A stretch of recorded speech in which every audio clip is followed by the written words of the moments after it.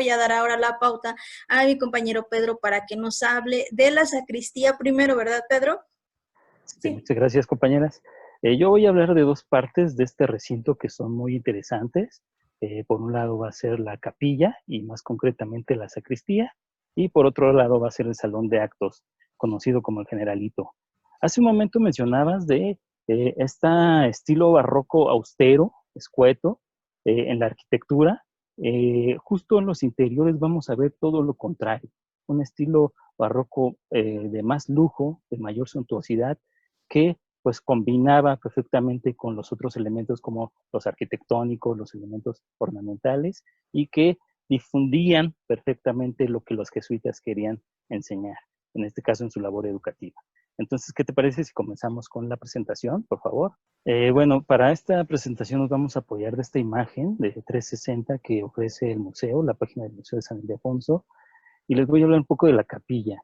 La capilla era muy importante para estos colegios porque, bueno, aparte de practicar estos servicios religiosos y los ejercicios espirituales mandados por Ignacio de Loyola, San Ignacio de Loyola, pues también era una capilla comunitaria, es decir, era una capilla abierta al público. Cuando ustedes vayan a este recinto y entren a la capilla, van a encontrar que es un espacio de doble altura, con el techo abovedado. Esta capilla tenía 6 retablos a los santos y devocionales de los jesuitas, como ya lo mencionó mi compañera. Los jesuitas tenían estos devocionales hacia el culto a María, ellos eran marianos o maristas, así se conocen. Estos retablos, bueno, el retablo principal estaba dedicado al patrono del colegio, es decir, San Ildefonso, y había otros retablos dedicados a San Francisco Javier, San Juan Gonzaga, San Luis Gonzaga, perdón, San Juan de Pomuceno.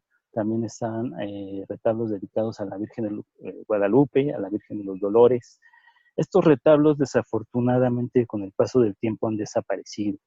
Lo que sí podemos encontrar en esta capilla y más concretamente en la sacristía son estos 2 lienzos que ustedes ya pudieron ver de manera un poco general en este recorrido 360.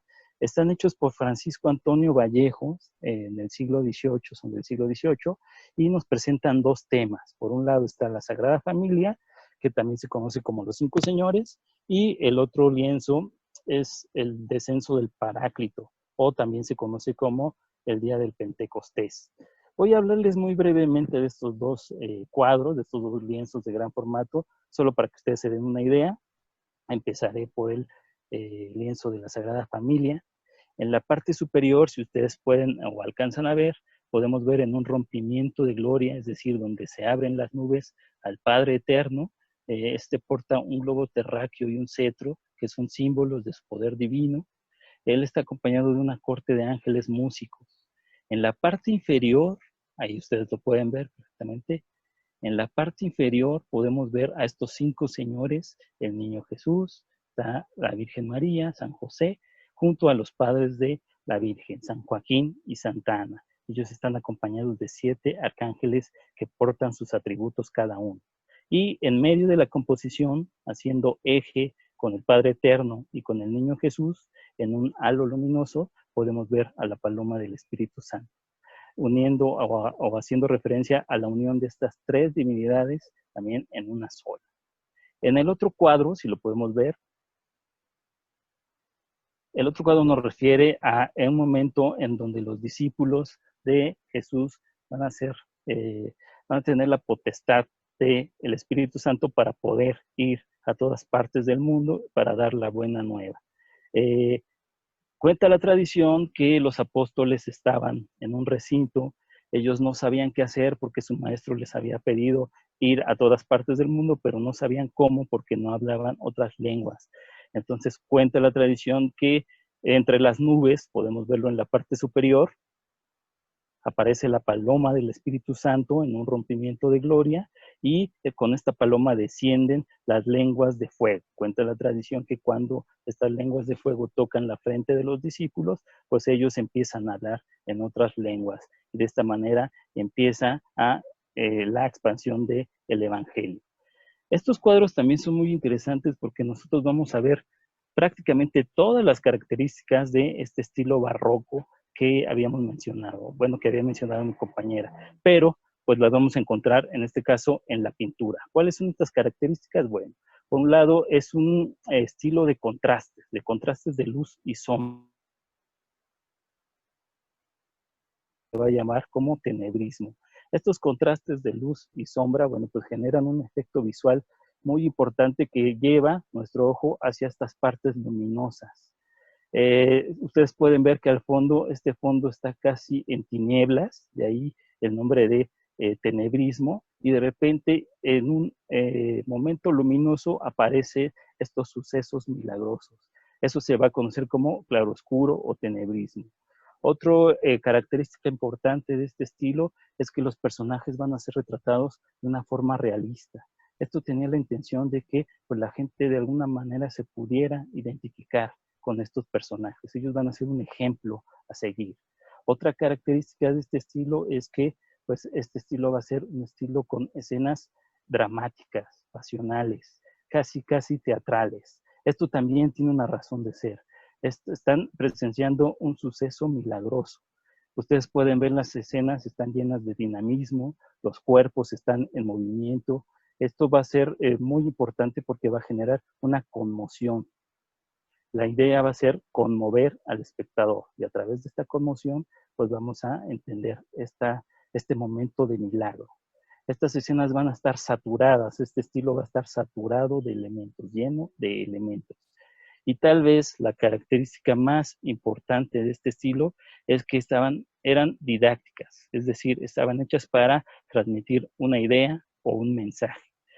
Esto es muy importante porque los jesuitas escogían perfectamente bien los pasajes que iban a ser representados, escogían perfectamente bien a los artistas, en este caso Francisco Antonio Vallejo, para que pues pudieran poner el momento exacto de esta situación de epifanía. Es decir, esto servía para que fuera un ejemplo y para que de alguna manera las personas evocaran estos ejemplos y sobre todo para representar el contacto de lo humano, de lo terrenal, de lo humano con lo divino y lo celestial. Eso va a ser muy importante. En el caso del lienzo de la Sagrada Familia, bueno, pues era un tema que estaba muy de moda en esa época, pero también evocaba precisamente a esta estructura social que es la familia, que se regía bajo los preceptos cristianos.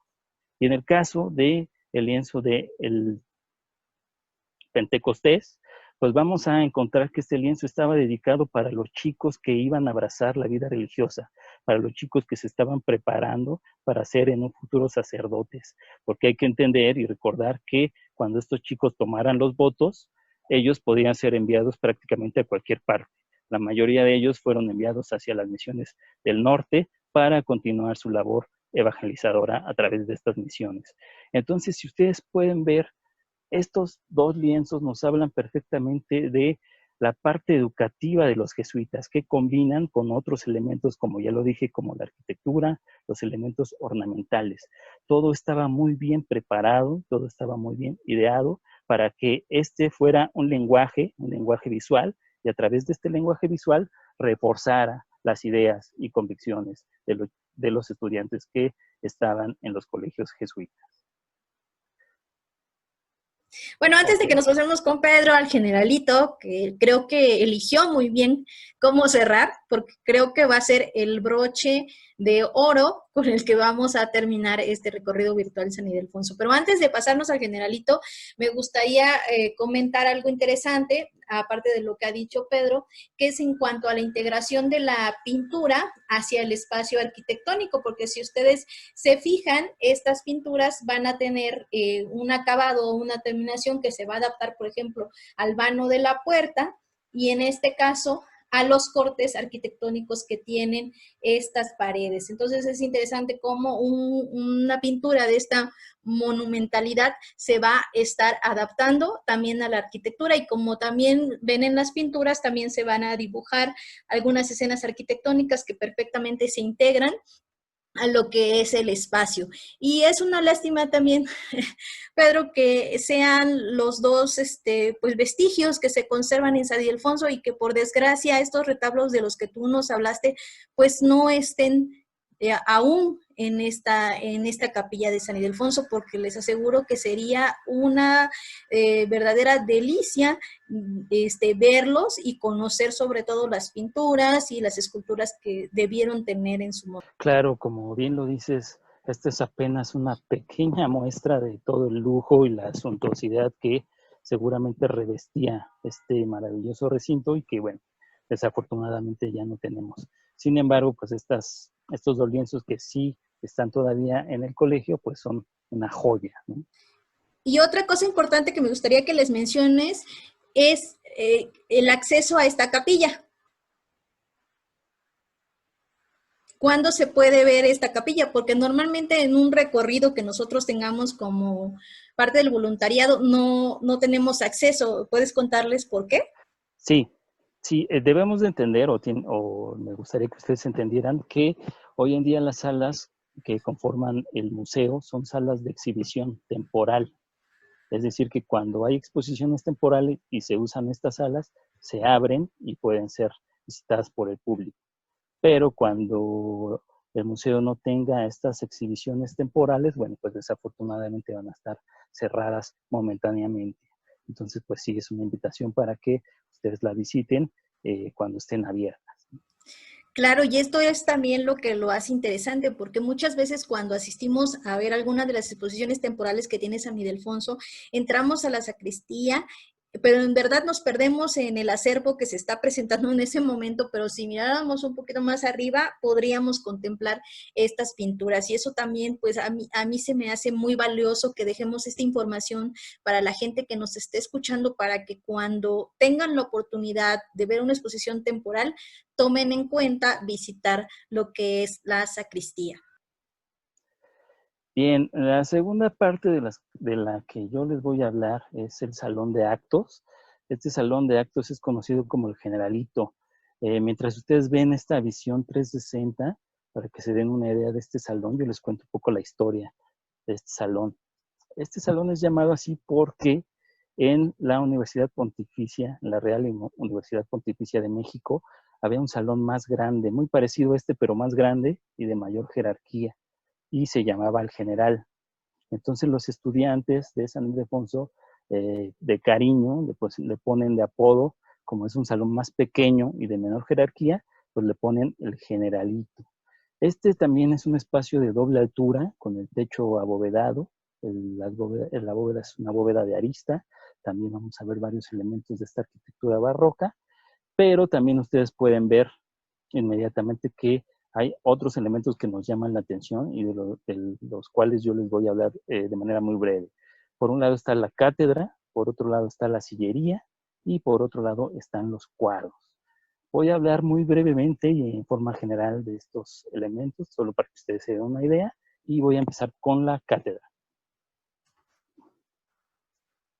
La cátedra es este mueble finamente tallado, hecho de cedro y ébano. Esta cátedra no pertenece a este colegio, pertenecía a uno de los colegios mayores, como ya lo mencionaron mis compañeras. Había una diferencia entre colegio mayor y menor. En el caso de San Ildefonso era un colegio menor. Y fue traída aquí ya a finales del siglo XIX, cuando el colegio era sede de la Escuela Nacional Preparatoria. Vamos a encontrar en esta cátedra 3 paneles tallados en relieve que tienen elementos referentes al rosario. Estos elementos también son referentes al culto a María. Recordar que los jesuitas tenían estas devocionales del culto a María, eran marianos. Elementos como el sol, la luna, la estrella de la mañana, que refieren al rosario y también hacen referencia al culto a María. Estos elementos van a estar flanqueados por 2 pilastras estípites en forma de mujer o en terminación de mujer. Cuando ustedes vean esta terminación se les va a conocer como cariátides, y entonces se conocen como pilastras estípites cariátides. En la parte superior de este mueble vamos a encontrar el escudo de la corona española, León y Castilla, que hace referencia precisamente al patronato real. Arriba de este escudo hay un cortinaje que precisamente hace referencia a este aval que el rey da hacia los colegios jesuitas.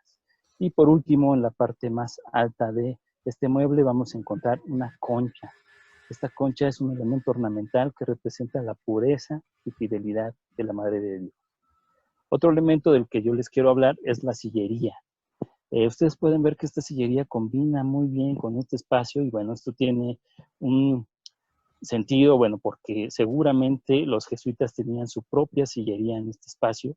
Esta sillería no es de aquí, del colegio jesuita, es la sillería del templo de San Agustín, de su coro.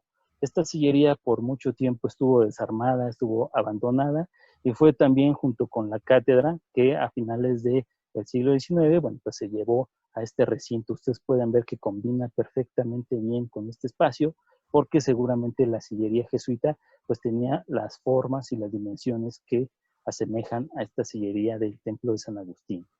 En esta sillería nosotros vamos a ver varios elementos representados, elementos humanos, animales, florales, vegetales, que hacen referencia a las Sagradas Escrituras.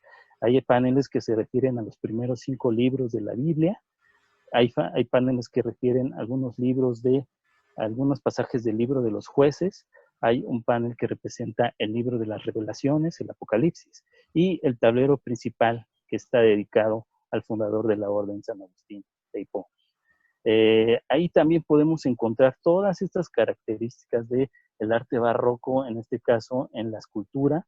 Vamos a encontrar que está saturado de elementos, la escena, hay una saturación de elementos, las escenas son retratos realistas. Recuerden que la intención era de alguna manera sentirse representado a través de estas imágenes. Las escenas también van a ser dramáticas, pasionales, casi teatrales. La intención era conmover al espectador y a través de esta conmoción, bueno, pues que se quedaran grabadas en su mente estas escenas. Y sobre todo la característica más importante es que eran didácticas, una vez más. ¿Qué pasaba con esta sillería? Bueno, muy seguramente cuando los chicos que iban a cantar en el coro del Templo de San Agustín iban a hacer estos servicios, un padre llegaba y les daba una lección de la Biblia. Esta lección era reforzada a través de este lenguaje visual, que es a través de las imágenes, y de esta manera aprendían de una mejor manera. Es así como funcionaba esta parte didáctica. Tenían la intención de transmitir una idea o un mensaje. Esto va a ser muy importante de este arte. Otro elemento que también nos llama la atención, es el último elemento que yo quiero tocar con ustedes, son los retratos. No sé si podamos ver un retrato en específico, el retrato del doctor Antonio López Portillo, para hablarles de algunas características de este género. Este género va a ser un género altamente jerárquico. ¿Qué quiere decir esto? Que va a ser un género, ahí tenemos al doctor Antonio López Portillo, que va a ser un género con una jerarquía muy importante, es decir, que los personajes que vamos a ver retratados ahí van a ser personajes muy importantes. En este género casi siempre el personaje retratado va a aparecer al centro de esta pintura. En la parte inferior ustedes pueden ver que hay una cartela. En esta cartela nos dice quién es este personaje y qué hizo. Esta cartela nos dice que este es el doctor Antonio López Portillo. Él es un sabio de su época. También podemos ver a este personaje que está vestido con el atavío típico jesuita, este hábito negro hasta el cuello. Ustedes pueden ver que también trae una especie de capa. Esta capa trae unos colores. Esto se conoce como borlas. Los colores representan las disciplinas en que este personaje era experto. Entonces tenemos que para el color blanco era para la disciplina o correspondía a la disciplina de teología, para el color verde era para el derecho canónico, el color rojo era para el derecho civil y el color azul que está en la parte de abajo era para la filosofía. Ustedes pueden ver que en una de sus manos, en la mano izquierda del personaje, trae un guante. Esto nos refiere al servicio que este personaje hacía para la Compañía de Jesús. Al fondo podemos ver un librero. Esto nos hace referencia al conocimiento que respalda a este personaje. Es decir, este personaje es un sabio. Otro elemento que también nos llama la atención es su mano derecha. En el retrato ustedes pueden verla, que la tiene sobre un birrete. Este birrete tiene las mismas borlas, los mismos colores que la capa. Esto quiere decir que este personaje no solo sabe de estas disciplinas, sino que es un experto y las domina. Por eso tiene su mano encima de este birrete, porque las domina. Y un último elemento que me gustaría destacar es el paño rojo que cubre la mesa. Si nosotros vemos este paño rojo, este color rojo en la capa, en la borla de la capa y en la borla del birrete, esto nos va a hacer referencia a que su especialidad máxima será el derecho civil. Y así, si nosotros pudiéramos ver cada uno de estos retratos, pues nos daríamos cuenta de elementos y características propias de cada personaje retratado. Pero esto sencillamente es una invitación hacia ustedes para que cuando el museo abra y sea seguro, pues ustedes puedan visitar este recinto que es una joya de la arquitectura, de la educación, de la historia, del arte y la cultura, que trasciende incluso hasta nuestros días. Bien, esto sería todo de mi parte, solo me resta agradecerles. Para mí fue un enorme gusto estar con ustedes. Muchas gracias. Hasta pronto. Me parece muy acertada la explicación sobre el generalito. Esta sillería, como bien dice Pedro, que viene del templo de San Agustín y que es rescatada gracias a las gestiones del director de la Escuela Nacional Preparatoria, se integra a lo que es San Ildefonso, pero ahí voy a pedirle más bien a Pedro que nos cuente un poquito de cómo se hace este rescate y bueno, cómo se integra, y además que también nos mencione qué parte de la sillería es, porque no es completa la sillería la que tenemos en San Ildefonso, ¿verdad? No, faltan algunos paneles, está incompleta.